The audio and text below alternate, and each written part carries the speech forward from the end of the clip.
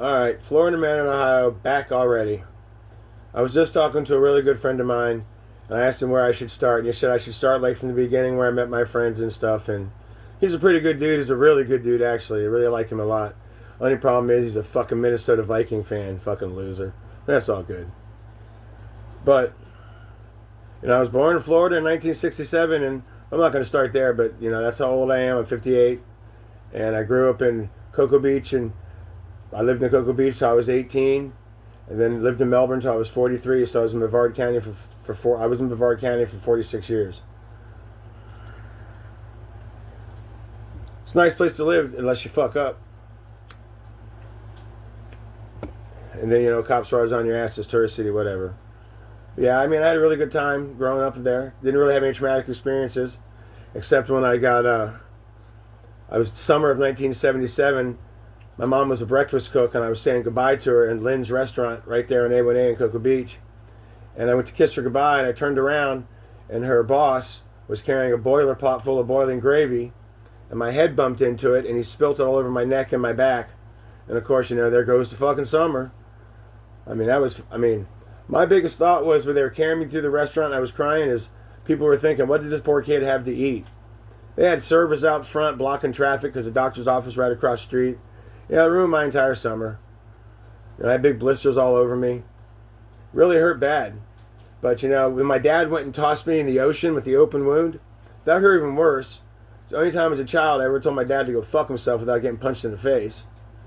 And that hurt, the burn hurt, that hurt, but it started to have a scab on my neck, from my neck to my shoulder, and it was pulling my head to the side, and I wouldn't move my head because it hurt so bad.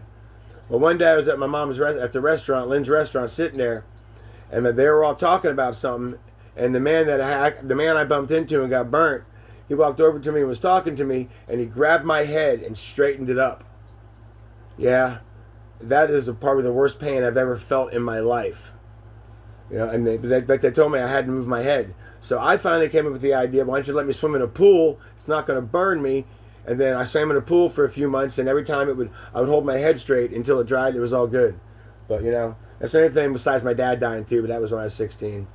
So, my childhood was actually really good. Boy Scout, Cub Scout, Little League, football, baseball,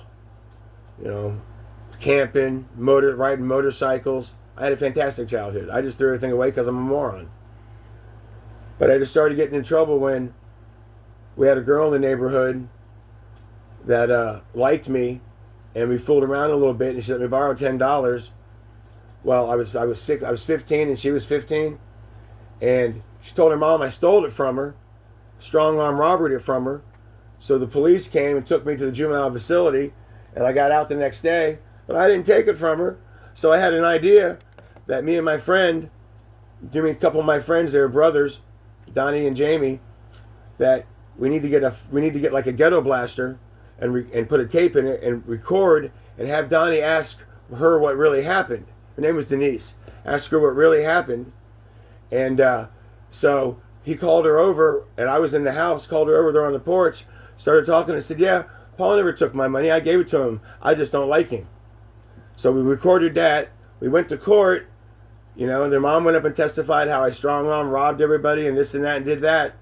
And we played that tape, and it was just so funny watching her get arrested and not me. So, TV does teach you things.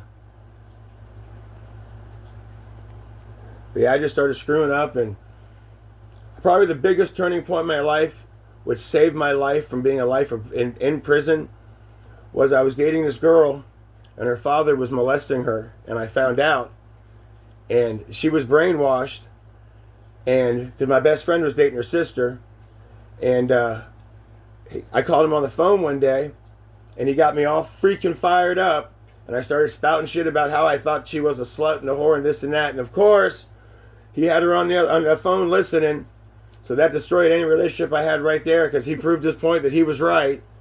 But then I was so angry, I grabbed my father's gun, one of my father's guns, and I put it in my pants, and I was walking out. They lived a half a block away.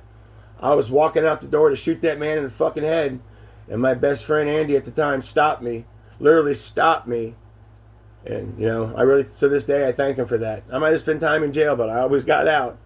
But I appreciated that. Because I was angry. I was mad.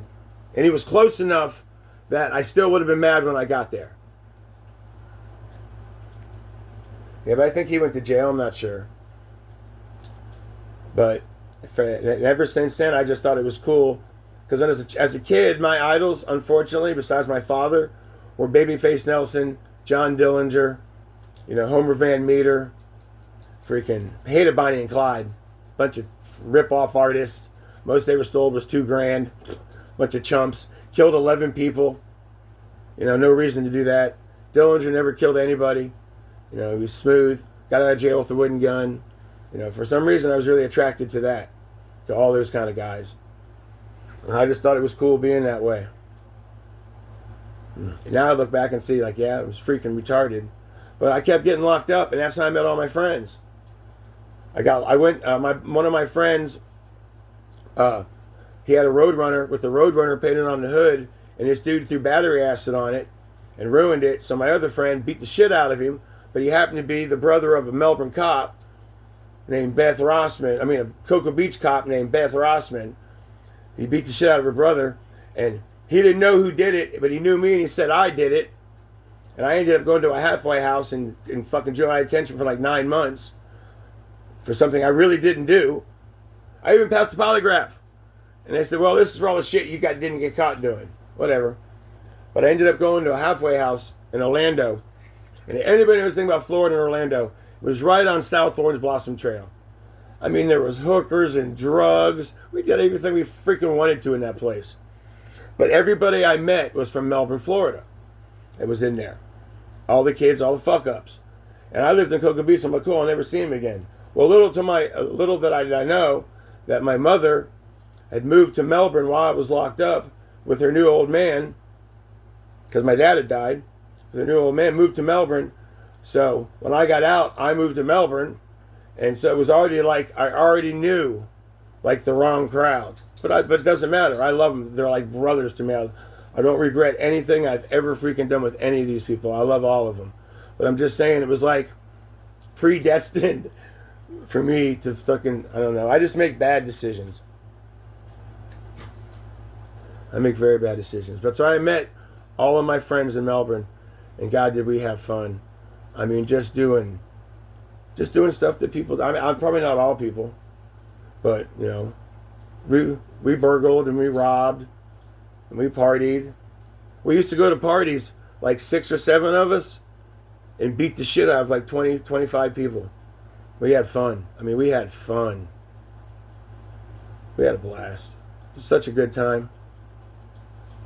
You know, I actually got to see, tripping on acid, I got to watch a cop shoot somebody in Cocoa Beach. That was crazy. That was right there on freaking A1A where Ron John's is. Like 1985. Shot a guy right there in front of the video store. It was freaking crazy. Seen a plane crash when I was tripping. I was tripping at graduation. And a plane flew over, a small plane, doing flyers, flew too low, clipped a little tree and fell into the canal. Nobody really got hurt. They were all good, but yeah.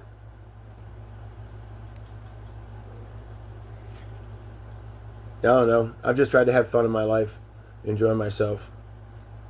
Yeah, I don't think I'm going to say anything about where I worked at. It's not cool. It's not really anybody else's fault but my own. Because once again, my mouth is my biggest downfall. If you ask any woman who's ever been with me, or anybody that's ever really known me, my mouth is my biggest problem. I say so much stupid shit that I don't even mean. I've never done one thing to anybody I said when I was angry. Ever. It's when I get quiet you have to worry about. If I walk away and I don't say a word, you might have a problem. I don't know about it anymore. I'm old. Everybody says I'm too old.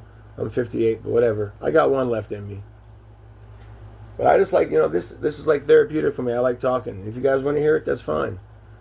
But yeah, I met all my friends that way, and we just had so much fun. There were so many of us, and we had such a blast just hanging out. And we used to have the girls that we'd hang out with, we gave them nicknames like crew pass-arounds, because if they had sex with like 3 or more of us, they were pass-arounds. Not saying I will never say any names, and there's a few of them, but I'll never say any names. They know who they are. For real. But I've lived a wild life, man. Lived the swinging lifestyle, the criminal lifestyle. But I've been in Ohio 12 years, and I've lived the normal lifestyle for the most part. You know, I haven't been arrested since April 21st, 2007. So that's a good thing. But I've been up here, and I had a job for 8 years straight. And I would thought that was unbelievable a few years ago.